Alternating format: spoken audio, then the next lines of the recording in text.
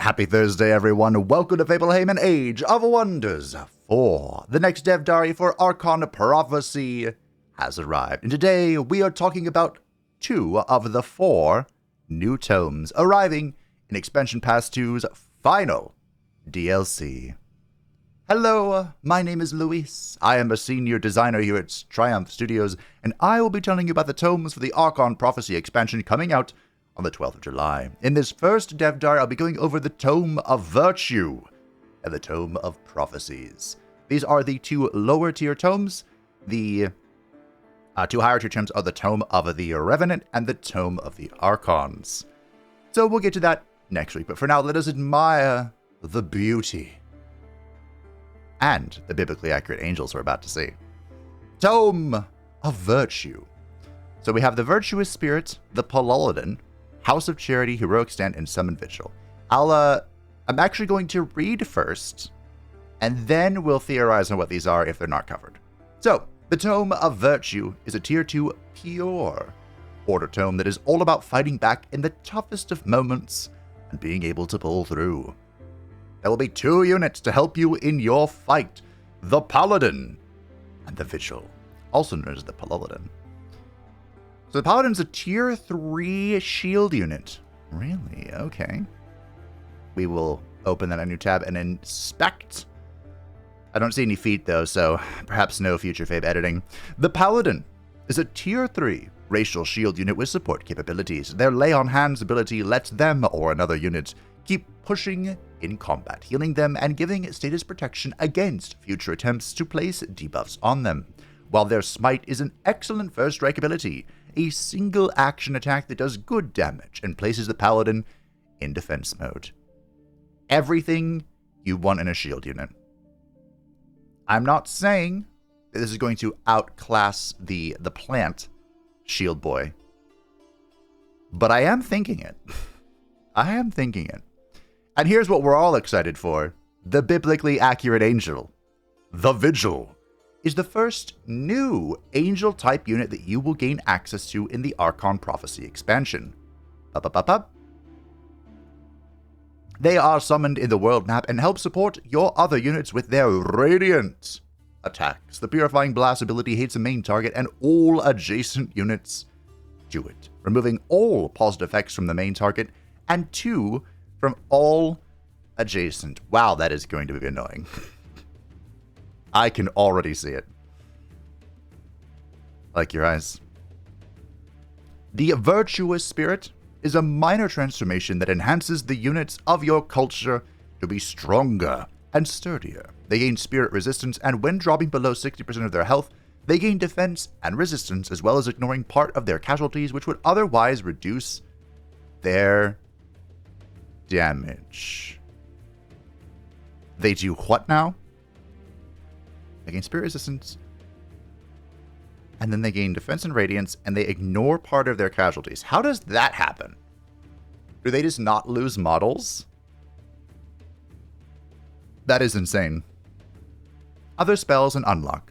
The spell Heroic Stand is a tactical combat support spell that removes negative status effects from a friendly unit, gives them steadfast so they cannot go under 1 HP for a turn, and removes all their casualty penalties so they fight at full strength no matter how many losses they suffered. I am so glad I've been playing Spellforce Conquest of AO, because it doesn't have this casualty mechanic. So my brain already, the back of my brain is already prepared for this. But this is going to be quite the shock. The House of Charity is a part of the Virtuous Spirit of the Tome. The city structure shows that charity can have its benefits. Yeah, tax cuts. As it turns 10% of the gold income in that city into double that amount of food and production. So if your city produces 100 gold, they lose 10, but it gains 20 food and 20 production in return. That's how we know this is a fantasy game. Okay, enough jokes about that. Alright, so that, this is incredible, by the way. And I like it. I like it a lot. I hope they do more of this, like economic manipulation. I referenced Planetfall in a few of these dev diaries, but that was, again, one of my favorite parts about Planetfall. that there's a lot of economic manipulation going on, and this, I think, just leans into that even more. I hope we see more of that. I'm not sure what's going on here, but it's a bright light. So let's take a look at these characters, shall we? Before we move on to the next tome. Here is our Paladin, a brave maiden of battle. She's got a nice little... It kind of looks like a short sword, but that's okay. A radiant shield. Embrace the radiance. So we're looking at... This is a tier 3 shield character. I'm assuming this is all default stats and no, like, transformations or level ups or anything. 90 health, 7 defense, 3 resistance, 3 status resist. Okay. Melee strike. Smite is 20 radiance, 10 attack. My goodness gracious. Lay on hands, which is the heal thingy. Okay. What's there to say besides this is going to be great? I'm assuming... Did it tell me? I'm assuming that Smite will scale with other single-shot boons, right? An excellent first strike ability. A single action attack that does good damage in places without a defensive mode. Cool. It probably scales like single-shot attacks, right? I suspect this is going to be a gnarly character. The Vigil!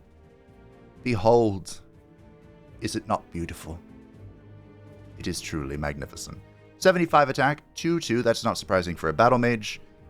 It is weak to Blight and Frost. So this is a new type, right? Or is it just Celestial, this little thingy here? You said it was Angelic, right? Is that going to be a new unit type, or is it just falling under the Celestial banner? We'll see. Radiant Bolts, and then the Purifying Blast, 2020. My goodness, is that almost the damage, the baseline damage of the Shrine of Smiting? It's also worth noting, I believe, I didn't talk about this last time because I was very tired, that the Vigil is a single entity model, meaning that even if it's at 2 hit points, it is still fully effective as far as the damage output, whereas the Paladin appears to be a 2-unit model. So, you know, if it's at 2 hit points, it's half as effective. Unless, of course, we start playing into the casualty manipulation, which I think is actually going to be the strongest part of this tome. Just an early thought. Can you imagine being a berserker, like a holy berserker? I just had an idea for your rel. Oh, alternative drainer is going to go so hard. But you're the berserker, barbarian culture. With the berserker, it's gotten its absolute face smashed in and is at berserk. It's dying, but it refuses to die. You pop heroic stand, and all of a sudden, it shock hits you for full damage with 2 hit points. Alright. Looks good to me. The Tome of Prophecy. We'll put those away. Okay. Prevent enemy attacks and foresee the downfall of your enemies. This is a tier 3 tome. I believe this is the first order astral tome, right? The Tome of Prophecy is a tier 3 order and astral affinity tome. It spells manipulate probability and apply a new status effect. Precognition, a non-stacking buff that allows a unit to foresee the next direct attack against them and completely evade it. Oh boy.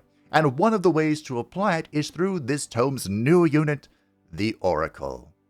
Ah, Tzeentch, the Architect of Fate.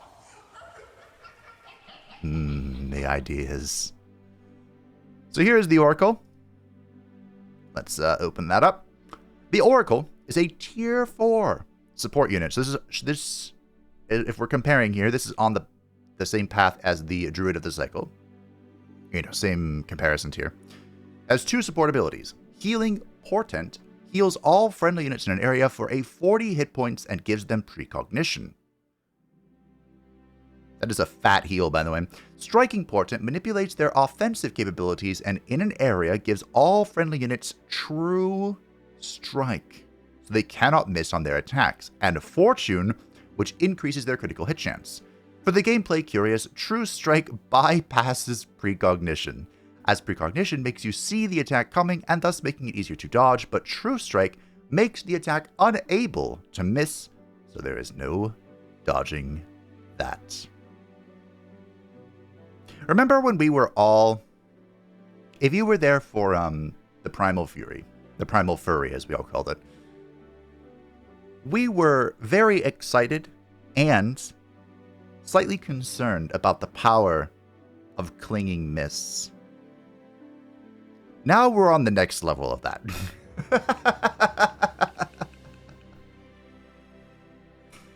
Hey. Oh, that is a beautiful effect. Oh yeah, Zinch is going to go hard. There are 2 unit enchantments on this tome. The first one is Fated Projectiles, giving ranged units an increased critical chance, and Faithful, reducing their upkeep. And probably the coolest arrow enchantment particle effect in the game right now. Absolutely agreed. Hands down. Also, I believe this is the first way to make archers faithful without the transformation, right? I believe so. Could be interesting to mix with the shrine. Assuming the shrine isn't just outclassed by the oracle now. Look at the little balls of light. Hey, listen! Okay. Navi, go away. Not to be outshined by the arrows on how cool it looks, the second unit enchantment of this tome is Prescient Circlets. This enchantment applies to all melee-type units and gives them a reliable way to gain precognition, granting it to units whenever they enter defense mode. Okay, question. Granting it to units whenever they enter defense mode. Does this mean when an offensive ability puts them in defense mode? Like, for example, the Ancestral Warden's Leap. Leap into the middle of everything, do some polearm damage, enter defense mode. The Paladin, Smite foul creatures in the face, enter defense mode. Does that then give them, oh, I'm going to dodge your next attack? Questions? Other spells and unlocks. Battle Divination is a combat spell that has 3 phases. When cast, it grants all units a 25% chance to evade ranged attacks. On the following turn, it gives all your units precognition. When it ends on the next turn, it gives all your units a 20% damage increase until the next turn. Alright. The Siege Project, 4C Downfall, gives your units precognition and a critical chance increase for the duration of the battle. It also gives all your enemies in that siege a chance to fumble until the battle ends. Oh, okay. What? Okay, I have 2 questions. A chance to fumble. What are we talking? Are we talking like a single stack of, I can't think of what it's called now. The 15% thing? So just a 15% chance flat to fumble. Secondly, if you stack it with that debuff I can't remember the name of, Misfortune. Does it stack with Misfortune? First question. Second question, if you fumble due to this, will the damage from Misfortune apply to it? Because Misfortune stacks up to 45%, just like Fortune. That's 3 stacks. So if you're at full 3 stacks, 45%, and you stack, we'll just give it a 15%. That's a 60% chance to fumble, and then you take damage on top of that. Curious. Temple of the Prophet is a simple, special province improvement for your cities, so we already know I'm not building it. A conduit that grants mana and gains additional knowledge for each adjacent conduit. Okay, maybe I'll build it. I like knowledge. Here's that Battle Divination spell it looks like. It looks very cool. That's all for now. Hope you are looking forward to the release of Archon Prophecy on the 12th of August, and in the meanwhile, I will see you next week when we go over the Tome of the Archon and the Tome of the Revenant. Again, I believe these are the endgame tomes. So we got to see a tier 3 and a tier 4, or excuse me, a tier 2 and tier 3. There's no way Tome of the Archon is a tier 5, right? They have yet to introduce a near tier 5 since the game is released, but it would be really exciting if they did. I imagine they're both tier 4 though, but we'll see. Ah, yes, this is the Oracle. This also looks like a 2-unit model. I'm not sure if it always shows the full size of the squad, but I do see a midriff And I also see, is this a transformation? Ho ho. Ho ho ho. So, tier 4, again, this is on the same par as the Druid of the Cycle. We have 100 hit points, 3 defense, 5 resistance, 9 melee, or excuse me, status resistance. The single shot, 12 astral, 12 radiant. Is that what it's called? Radiance is just in the mind. The Radiant. I'm gonna have to whip out a Lunaire the Radiant playthrough. So, Striking Portent, Healing Portent, Scrying Eye. Did it go over what this was, or am I just crazy? I mean, I know I'm crazy, but... No, okay. So, there aren't many ways, as far as I'm aware, to obtain True Strike. To bypass precognition. Because when they introduced Clinging Mist, which is, again, I think this is the closest equivalence that we have, Marked was able to bypass Clinging Mist, or like remove it. They were playing the buff and debuff game with Marked and Clinging Mist. And at the end of the day, I don't believe this became too much of a meta-defining thing, even though the community, I believe, I can't speak for the whole community, but I personally was like concerned that we were just going to go against Clinging Mist all of the time and we were just going to miss nonstop and it was going to be infuriating. But this takes it to the next level. I'm very curious and very excited for the Tome of the Prophecies. This one's really fun. I think this tome, the Tome of Virtue, is going to just be a slot in randomly sort of thing. Actually, these both could be. These both very well could be. The Archer build got better, too. Not that it needed to, by the way, but it did. Well, my friends, that is it for this Dev Diary, the Tomes Part 1.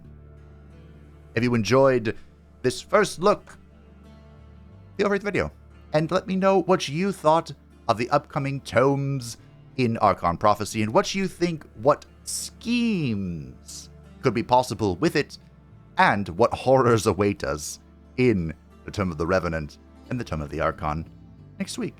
Thank you to the patrons and the channel members who support the channel. I greatly appreciate you. If you would like to stay up to date with anything happening on the channel, feel free to join the description down below, and I will see you next Thursday.